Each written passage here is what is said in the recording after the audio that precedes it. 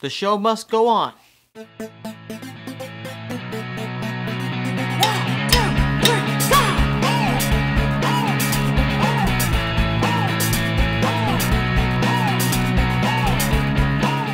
Hello everybody, welcome to MaffmanJones Movie Reviews. I am your host, John Maffio. I have been on a hiatus for the last few weeks because I had a couple family issues, some problems going on, but that's all resolved, everything's great now. And I'm back reviewing the sequel to 300, also self-entitled 300, with the subtitle Rise of an Empire. It wasn't directed by Zack Snyder, but he did produce it. It also stars Sullivan Stapleton from a show Strike Back on Cinemax. It stars Lena Headey from Game of Thrones coming back, and also Eva Green, which is a really great addition to the cast. And the plot is basically taking place and coinciding along with the events of the first movie, and then eventually catches up and takes place after the events of the first 300. But it's a lot of action, a lot of blood, a lot of gore, some sex in the mix, and it's, it's not as good as the first movie, which I didn't expect it to be, but it's actually a very entertaining, fun time. People who are fans of the original 300 had to know what they were getting into going into this movie, and I knew myself that it wasn't going to be this very glorified acting masterpiece. It was going to be a nice action flick with Instagram filters, a lot of zoom-ins, a lot of slow motions, and just really video game cinematic action. And I got that.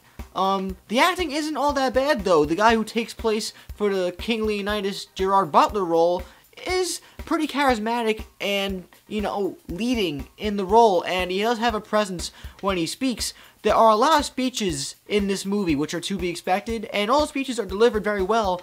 He delivers his speeches very well as well, and he also has a presence which carries that of a Spartan, even though he's not Spartan, he's of Athens, I believe. Although the plot does involve his character trying to convince the Spartans to help them win this war against the Persians. 300 is pretty well regarded today in the film industry because it's a special effects extravaganza, but it does it in such a way, the execution is so strange, a Zack Snyder type way, but it came off fresh.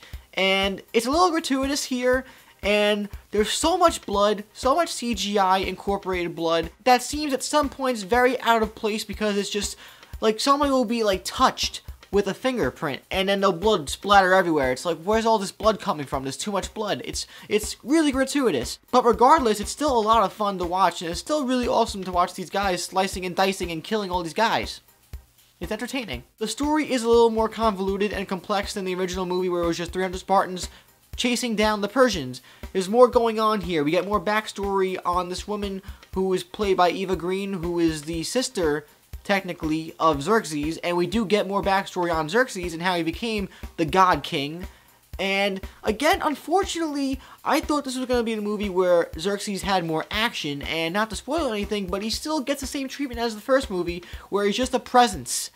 He doesn't do much more than that. Visually, this installment of the 300 franchise, yes, the franchise now because there's two of them, and probably going to be a third if it's successful. It fits right at home because it has those filters, it has that crazy saturated color tone, a lot of slow motion, a lot of special effects, and it takes place at sea for the majority of the movie, and it does look really good, believe it or not. Some of it does look really cinematic in a cartoon way where you're watching a video game, and for the most part I thought I was watching God of War with all the blood splattering everywhere, but that's not to say I didn't enjoy it. Again, there is a rather strange and obscure sex scene in this film, and there was one in the original 300, but that one was more erotic and romanticized. This one is just weird. It was oddly hilarious. And on the plus side, well, is there a negative side to sex? Well, I guess there could be, but you do get to see Eva Green's breasts. So the guys out there who've been craving that from Casino Royale. Overall, though, 300 Rise of an Empire is a pretty good installment in this now newly made franchise of 300. It's got all the things you expect from the original movie. It's entertaining, it's fun to watch, a little gratuitous at times with the testosterone and the abs and the sex and the blood.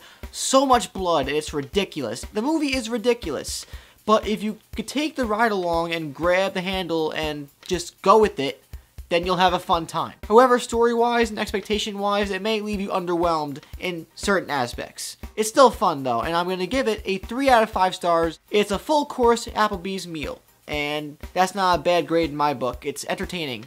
And what more would you want from a 300 movie? For the first time in a long time, I'm going to turn the tables on to you. What did you think of 300 Rise of an Empire? Have you seen the original two? Let me know what you thought about both of them, comparing and contrasting in the comment section down below. Please like the video and subscribe to my channel, MaffmanJones, so you'll never, ever, ever, ever miss a review or video from me ever again. You can also check me out on Facebook, Twitter, and We Live Film, down in the info box. I am John Maffio, aka MaffmanJones, and I'm glad to say, it's good to be back. Hasta la vista, babies.